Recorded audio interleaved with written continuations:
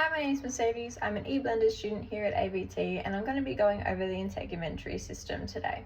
So when we talk about the integumentary system, all of its functions sort of come under this one banner of homeostasis. It is the way of maintaining the body's internal parameters within its ranges.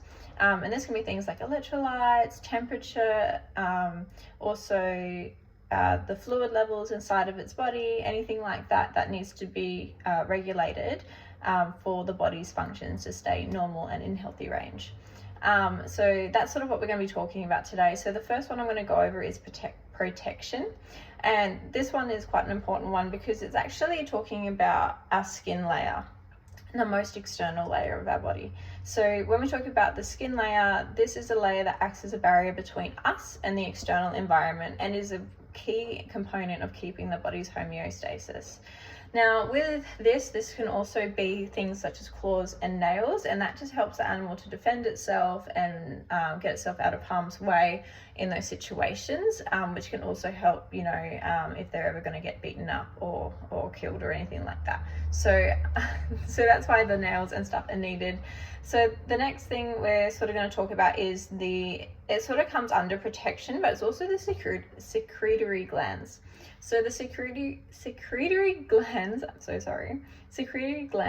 are things like the sweat glands, the mammary glands, anything like that, that actually secrete a type of serum or liquid that has antimicrobial function, and that just stops any external funguses or bacteria from actually penetrating our skin, multiplying and growing, and actually disrupting our body's homeostasis. So that's quite a key point, and I sort of thought that they kind of integrate with each other. There are the other ones such as the mammary glands that excrete milk and other stuff like that that also helps keep the function and stuff as well, but we're just going to go over that. So from that, when we also talk about sweat also has the other main function that most of us will know of cooling down the body, which brings us into our next sort of function, which is temperature. So when we talk about temperature, again, it's keeping that homeostasis between the parameters. The sweat comes up out of our glands onto our skin, the air waves over it, helping to cool them down. Now, most animals don't have that ability. They only have certain sweat glands on their paws and stuff. So they actually use panting as their sweat mechanism. But so opening their mouth and allowing that air circulation through their mouth. The next sort of thing we're going to go through is camouflage. So camouflage is sort of under that whole protection banner as well, because the outer layer of our skin and stuff like that will have certain colors and patterns. So, like tigers' stripes and things like that help them to camouflage into their environment around them, and it stops predators from being able to spot them as easily, and it also helps them for hunting purposes as well. So there's all sorts of stuff happening there, as well as the behavioral signs.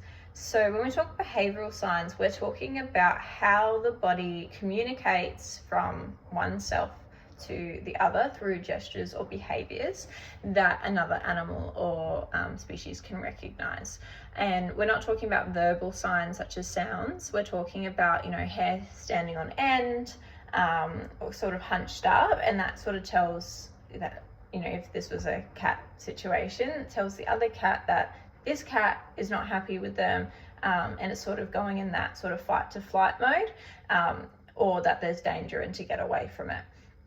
And so that's sort of how the behavioral signs communicate to one another. The last thing I want to go through, it's sort of a function of the integumentary system, but it's not used in every animal, which is respiration. So when we talk about respiration specific to the integumentary system, we're talking about animals such as amphibians that can actually breathe through their skin layers. So what happens is as they come into contact with the air around them, their skin is able to diffuse the oxygen particles in the air into the bloodstream itself and actually breathe that way, and that's how they end up breathing through the integumentary system. And I thought it was really cool, and that's just a differentiation with the amphibians versus a dog or a cat. But that's the integumentary system really quickly, so thank you so much. So this is little Guernica, who's going to be helping me today with explaining the integumentary system. So what I want to sort of start off with talking about today is the different layers and what the different layers function and do in the integumentary system. So the topmost superficial layer, which is underneath all of this fur, is the epidermis, and the epidermis has a number of functions, such as this is where the pigmentation comes from. As you can see, she's got white areas and darker areas, and this helps with sun protection and UV protection for when they're outside. It also helps with their camouflage and stuff that we talked about earlier. But the epidermis is also where the cells regenerate and create things like keratin. So when we talk about the cells regenerating, they grow from bottom to top, and as they move up and they shuffle off, the top layer will fall, and they are consistently replacing each other. And that's where keratin is formed, is in the epidermis layer. And what keratin is it forms a specialized type function in certain areas of the body. So things like, oh, you little baby, things like the nails on her paws and her little whiskers, which are used for being able to sense things around her face and stuff like that. And her fur across her back is also made up of keratin, and they do, because of the glands and stuff as well, have a waterproof coating over the top of them, which helps her from getting too cold and wet during winter time as well. So the next layer we're going to talk about is the dermis, and I did sort of start to point out things that the dermis actually does, and that is hold things like the hair follicle, so the bottom of that hair follicle to where it comes out to the top, and where you can see it here, as well as any of the glands, the blood vessels, anything like that. That's all sitting nice and neat in the dermis. Then we have the hypodermis, or the subcutaneous layer, which I tend to call it a bit more, and that is the area between the internal organs and the dermis that is used for fat storage. It's used for insulation between her and the outside environment to keep her internal organs nice and warm. And that is also where we give subcutaneous injections and stuff into that layer, and it's just an open layer underneath the skin that just helps with, it's also got tendons and fibers are able to move across it nice and smoothly. So that's the first thing we're sort of going to be talking about. So the next thing I want to talk about is the difference between bird and feathers and reptiles and scales. So the first thing we're going to talk about is birds and feathers. So when we talk about feathers, I know we'll all be thinking of these beautiful rays of color, but really essentially what they are just giant, well not giant, large pieces of keratin. So they have a keratin shaft with small little shafts of keratin that come off that actually create the thing we know as feathers. Now these feathers, when they're first starting to be grown, they actually have a blood vessel in it, and as they get older and mature, those blood vessels actually dissipate and disappear, and that's what allows the bird to actually shed its feathers or lose its feathers over time.